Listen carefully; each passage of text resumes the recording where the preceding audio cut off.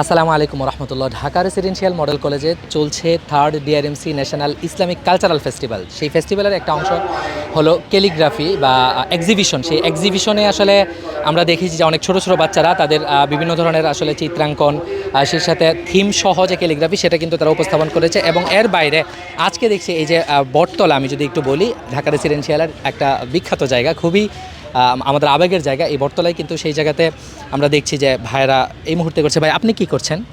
আমি একটা Arabic calligraphy করছি। এখানে একটা হরফের মাথাকে লেখা হয়েছে ওয়াও, ফা, কফ। এই তিনটা হরফের মাথাটা একই রকম, এই জন্য এই তিনটা হরফের মাথাকে আমি এখানে ফুটিয়ে তোলার চেষ্টা করতেছি। আমরা এই পাশে আরেক ভাইকে দেখছি। ভাই, আপনি কি করছেন যদি একটু আমাদের সাথে শেয়ার করতেন? এটা তো ইসলামিক একটা program। অনুষ্ঠান, জি, ইসলামিক প্রোগ্রাম। তো এখানে আমরা এই যে ইসলামিক মসজিদের এর সামনে মানে আরবি একটা লেখা দিয়ে যেতে ইসলামিক একটা কালচারের যেটা এটা এখানেই শুরু করেছেন এবং এখানেই শেষ করবেন। জি।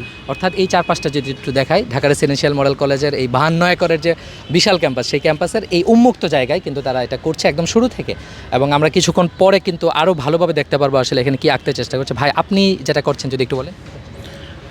আমি এখানে ইসলামিক একটা থিম আঁকার চেষ্টা করছি, যেমন ইসলামিক মসজিদের একটা থিম এনে আমি এখানে আরবি একটা আয়াত লিখবো ইনশাআল্লাহ। এটা শেষ পর্যন্ত থাকলে মানে সম্পূর্ণ দেখতে পারবে। তো দর্শক, এরকম অসাধারণ প্রোগ্রাম কিন্তু হচ্ছে। আমরা 3 নম্বর বিল্ডিং, 2 নম্বর বিল্ডিং এবং অডিটোরিয়ামে এই ধরনের প্রোগ্রামগুলো দেখছি। গতকালকে আপনারা দেখেছেন একই সাথে বইমেলাও হচ্ছে। আপনারা যারা এখনও পর্যন্ত আসেননি চলে আসতে পারেন ঢাকা রেসিডেন্সিয়াল মডেল কলেজে। আসসালামু আলাইকুম।